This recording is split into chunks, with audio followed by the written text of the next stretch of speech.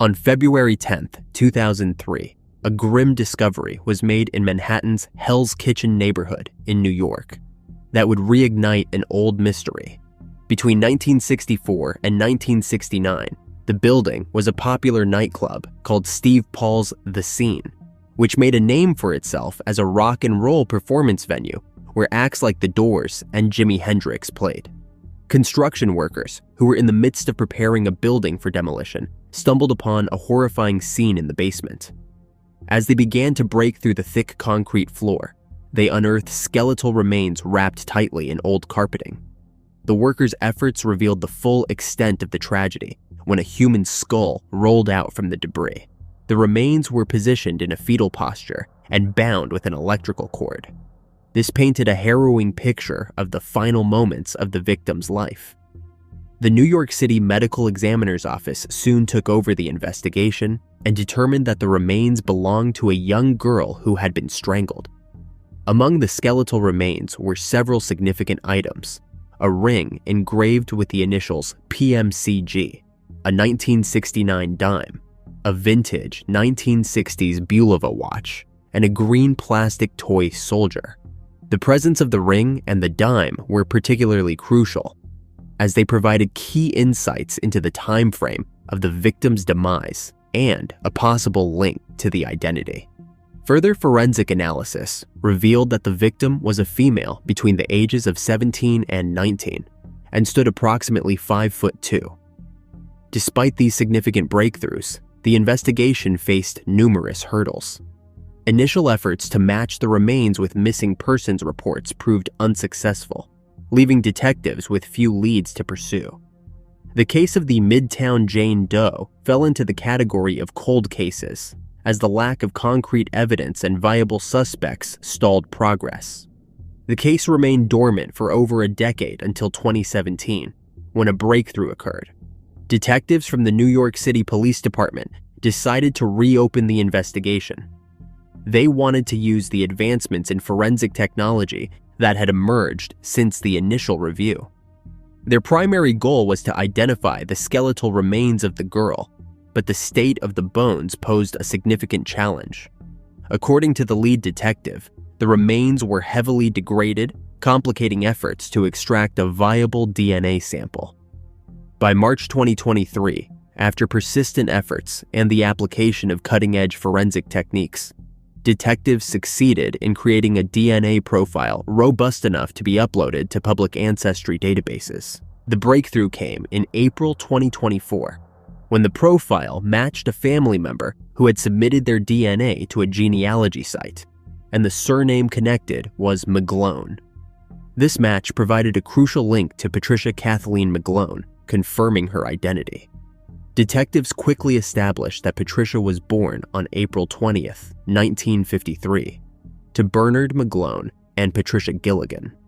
She lived in the Sunset Park neighborhood of Brooklyn, New York. Further investigation into her background revealed that Patricia had dropped out of school and got married at the age of 16. It was also discovered that she may have had a child with her husband before her untimely demise. The details surrounding her marriage and the discovery of a toy soldier with her remains in 2003 were used as corroborative evidence connecting elements from her past to the current case. Despite these revelations, significant questions remained unanswered. The fate of Patricia's child and husband after her disappearance and demise remained unclear. The investigation into their whereabouts and any possible connection to her demise continues to be a matter of deep concern and curiosity. The reopening of Patricia McGlone's case and the use of advanced forensic techniques have brought new attention to her story. Yet many aspects of her life and demise remain shrouded in mystery. An active slaying investigation is still underway to learn more about the circumstances surrounding Patricia's demise. The police have not named any potential suspects, but her husband was connected to the building where her remains were found. Detective Ryan Glass of the New York City Police Department is asking anyone who knew Patricia or her family or the area around Steve Paul's The Scene around the time of her slaying to contact the police department. Stephen Halton Jr. was a 30-year-old anesthesia technician who worked at the Cleveland Clinic in Ohio. As a key member of the organ transplant team, Stephen's expertise and dedication were well respected by his colleagues. Known for his generous behavior and strong work ethic, Stephen was often the go-to person for difficult cases. His commitment to his profession was matched only by his devotion to his family. At home, Stephen was a loving husband and a caring father to his two children, Skylar, 18, and Serena, 16. His family life was filled with joy and warmth, and he was often described as a pillar of support and affection. His wife and children admired his ability to balance his demanding career with his responsibilities at home, always making time for family outings and activities despite his busy schedule. Stephen's life, however, took an unexpected and tragic turn on January 11, 2014. What started as an ordinary day quickly descended into a nightmare, leaving his family and colleagues in shock. The events of that day would reveal a darker, more sinister side of life that no one could have anticipated. On the morning of January 11, 2014, Stephen had planned to ride a bus to his workplace, where he was scheduled for a 6 a.m. organ transplant procedure. Despite the early hour, his dedication to his work drove him to leave home before dawn. As he headed for a bus stop near the intersection of Lakeshore Boulevard and Grovewood Avenue, the streets were still dark and quiet. At roughly 5 a.m., Stephen stood at the bus stop, mentally preparing for the critical procedure ahead. Suddenly, the stillness of the early morning was shattered. Without warning, someone approached Stephen, shot him, and fled the scene. The abruptness and violence of the act left Stephen no time to react or seek help. The nearby residents, roused from their sleep by the commotion and the sound of a gunshot, were horrified to discover the tragic scene. Those who ventured out to investigate found Stephen lying on the ground, fatally wounded. As the investigation into his case began, questions arose about the motive behind the senseless act. Was it a random act of violence, or was there a more sinister reason behind the attack? Despite their relentless efforts, the investigators found no answers regarding who might have slain Stephen or why. For over 10 years, the case remained unsolved, leaving his family and the community in a state of perpetual grief and uncertainty. His family, especially his sister Tanisha Moss, has repeatedly appealed to the public for any information that might shed light on the case. The impact of Stephen's demise has been profound and far-reaching. His children have had to grow up without their father's loving guidance and support. His sister Tanisha said that Stephen's son asked her, "Who took the life of my dad?" Followed by, "He was my dad. It just makes me angry. He was my dad. I just want to know who did it." The milestones of their lives, graduations, birthdays, and other significant events, have been bittersweet, marked by the lingering absence of Stephen. His mom, Sheila Halton, said, "He missed on everything a person should be able to see and enjoy in their life." Stephen Halton Sr. said that the family does not want anyone to go through the pain that our family has been going through over the last 10 years. He added, "We just have a great hope that it is going to come to a climax in some kind of way, that somebody is going to say something." His wife has had to navigate life as a single parent, dealing with the dual burdens of her own grief and the challenge of providing for her family. In 2021, the Cleveland Division of Police sought assistance from the Cold Case Unit at the Bureau of Criminal Investigation, BCI, to re-examine Stephen's case. This renewed effort brought a glimmer of hope to his family, who had long awaited any sign of progress. BCI's investigators began meticulously reviewing the evidence from the crime. They are determined to uncover new leads that could finally bring closure to this tragic mystery. Despite the passage of over a decade, the case remains unsolved, and authorities persist in their efforts to seek new tips and information from the public. The plea for assistance is ongoing, with investigators urging anyone who might have knowledge of the crime to come forward. Ohio Attorney General Dave Yost said in a press release, "Even the smallest detail could be the key that unlocks justice for the victim and his family." Tell us what you know and help make this the year that answers finally come to light. To aid in the investigation, anyone with information about the case is encouraged to call 855 BCI Ohio. Tips can also be emailed to Crime Stoppers of Cuyahoga County at crimestoppers@cuyahogacounty.us. The hope is that with continued public support and investigative diligence, the truth will finally emerge.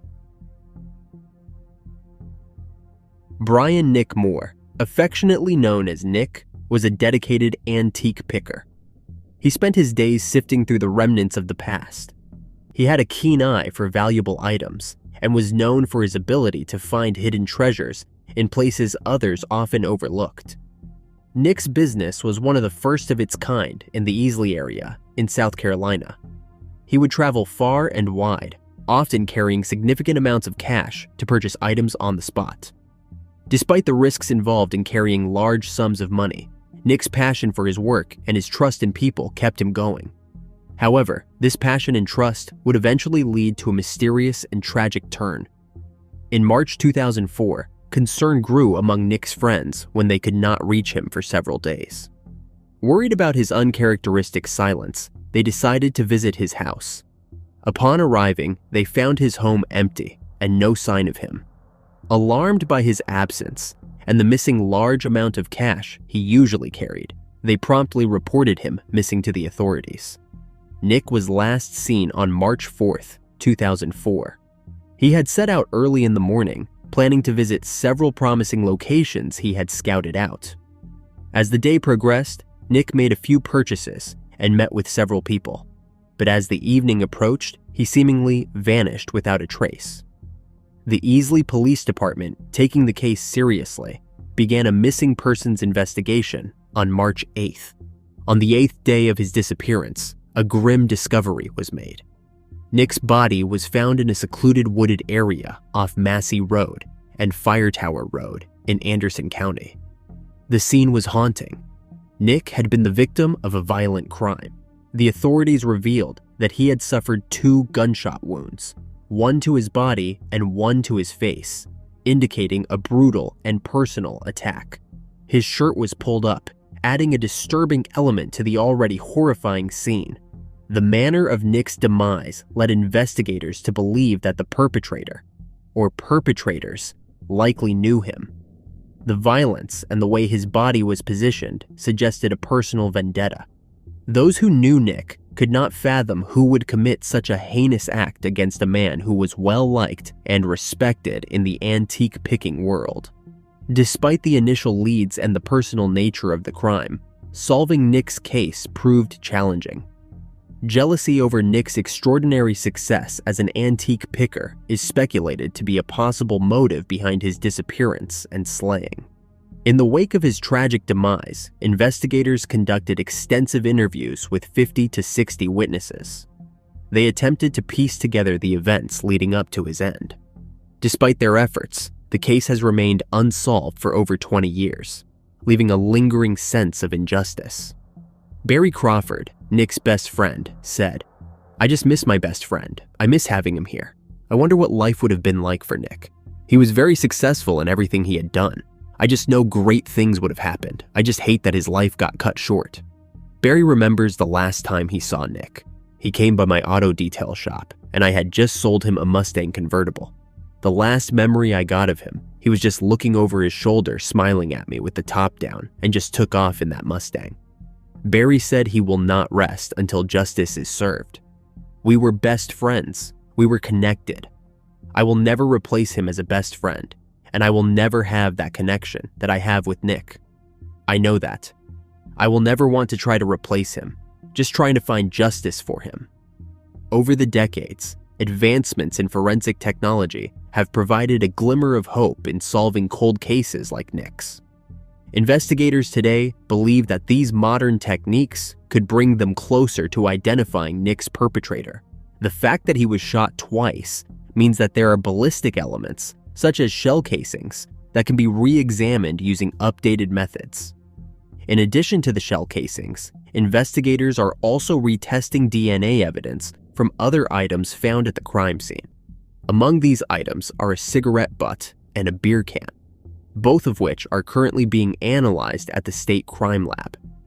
Investigators are hopeful that the combination of re-examined evidence and new testing techniques will uncover the crucial clues needed to finally bring justice to Nick and closure to those who knew and loved him. Currently, there are several persons of interest in this case. However, the authorities have decided to keep the identities of these potential suspects confidential to protect the integrity of the ongoing investigation. This decision has led to widespread speculation and curiosity within the community, but it underscores the seriousness with which the case is being handled. In an effort to gather more information, Crime Stoppers has stepped in, offering a $10,000 reward for any tips that lead to the arrest of the suspect or suspects involved. This reward is a significant incentive, encouraging individuals who might have crucial information to come forward. The anonymity guaranteed by the tip line at 1-888.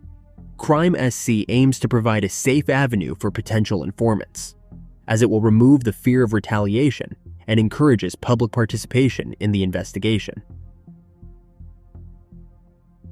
Jannette Johnson, a 29-year-old mother of two, was known for her deep love and dedication to her children. Her mother, Mary Moore, often described her as a vibrant and spirited woman, characterized by a fiery determination and an unwavering commitment to her family.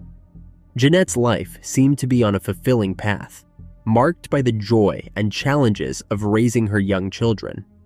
However, on August 3, 1985, everything changed. Jannette vanished without a trace from her hometown of Kankakee, Illinois.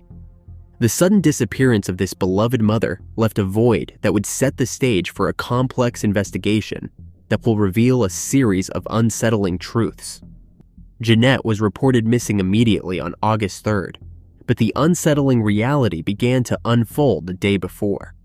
On the night of August 2nd, 1985, Jannette attended a birthday celebration at the Party House Bar in Kankakee, Illinois, about an hour's car ride south of Chicago.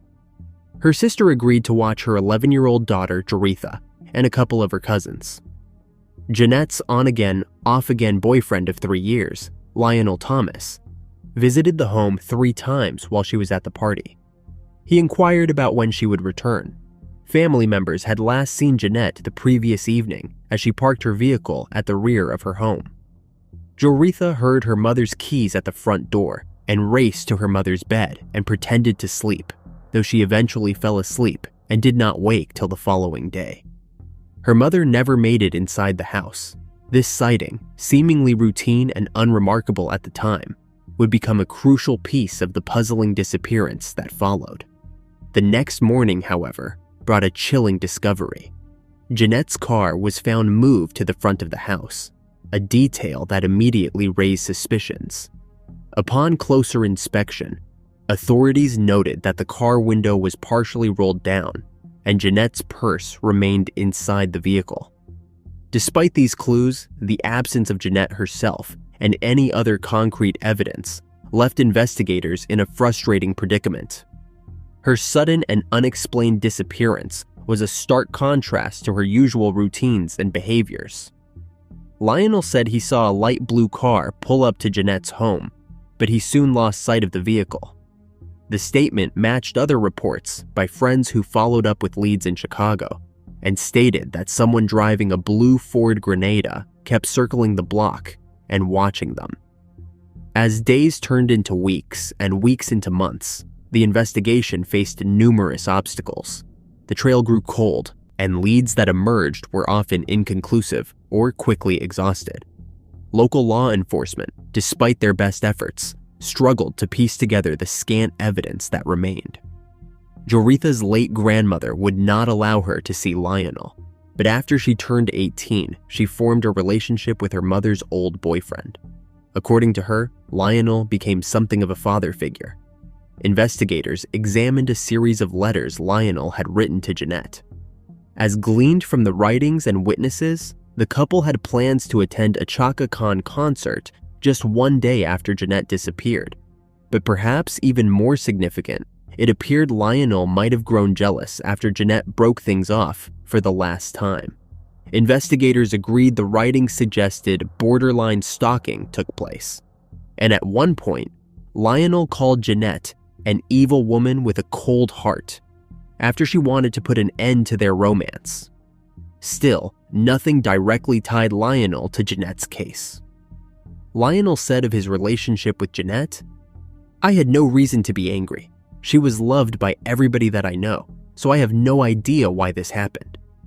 In November 2020, a breakthrough emerged in the decades-old case when human remains found in Pembroke Township on November 24, 1985, were definitively identified as belonging to Jannette Johnson. Using advanced DNA analysis and modern forensic technology, officers from Kankakee County were able to match the remains with samples collected from Jannette's family members. The forensic pathologist concluded that Jannette likely sustained a gunshot wound to the head. It remained unclear, however, if the gunshot was the cause of her end. This critical discovery prompted the Kankakee Police Department to shift the focus from a missing persons case to a slaying investigation.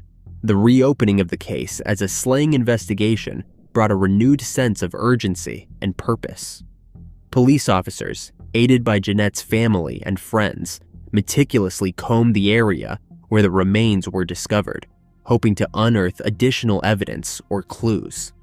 The goal was to uncover the truth behind Jannette's tragic end and to bring those responsible to justice. Investigator Spingola said the actual reason for that search was to see if any of the people that the police department identified as suspects would show up and what their reactions would be to that search. As the investigation progressed, the reopening of the case sparked a resurgence of interest and hope within the community. The team had experts conduct a new DNA analysis from underneath Jannette's fingernails, but alas, nothing was discovered. Jannette's story, once a somber cold case, is still at the forefront of a relentless quest for justice. The investigation into Jannette Johnson's case remains ongoing, despite significant efforts and advancements in forensic technology. Aliza Sherman, a 53-year-old fertility nurse and mother of 4 from Cleveland, Ohio, was known for her unwavering dedication to her family and her profession. Her children, Jennifer, Jason, Jeremy, and Josh, described her as a loving and caring mother who always put their needs first. Despite the challenges of raising 4 children, Aliza balanced her demanding job with her responsibilities at home. On March 24, 2013, Aliza set out to meet her divorce attorney, Gregory Moore, at the Galleria at Area View Plaza. This was a routine visit as she navigated the difficult process of ending her marriage. Aliza had hoped this meeting would bring her one step closer to a new beginning, where she could focus on providing a stable and happy environment for her children. Tragically, this meeting never took place. As Aliza exited 75 Area View Plaza, she was suddenly approached from behind by an unknown individual who brutally stabbed her 11 times. The attack was swift and brutal, leaving Aliza no chance to defend herself or call for help. Her lifeless body was discovered shortly afterward. Security cameras captured footage of a hooded attacker fleeing the scene. With court proceedings scheduled to begin the following day, this timing added a layer of complexity to the investigation. Authorities considered whether the impending divorce could have been a motive for taking her life. As the investigation unfolded, unsettling details came to light. Gregory Moore, Aliza's attorney, had sent text messages to her phone before and after her end. This suggested that he was in his office at the time. However, an analysis of phone records, electronic keycard logs, and witness statements revealed that Moore was not in the building as he claimed. This discrepancy cast suspicion on Moore, prompting investigators to scrutinize his actions and potential motives more closely. He was sentenced to 6 months in prison after pleading guilty to falsification during the investigation. His conviction was a small step towards justice, but it did little to resolve the overarching tragedy. Dr. Sanford Sherman and Aliza was married for more than 30 years. Aliza wanted to divorce as she feared for her safety. Police had wanted to speak to Dr. Sherman about his wife's case, but he hired his own lawyer and consistently declined to cooperate. No concrete evidence has directly linked Moore or any other individual to the case of Aliza losing her life. The case remains unsolved, leaving her family and friends to grapple with the pain of their loss while continuing their quest for justice. The Cleveland Division of Police Slaying Unit continues to treat it as an open and active case.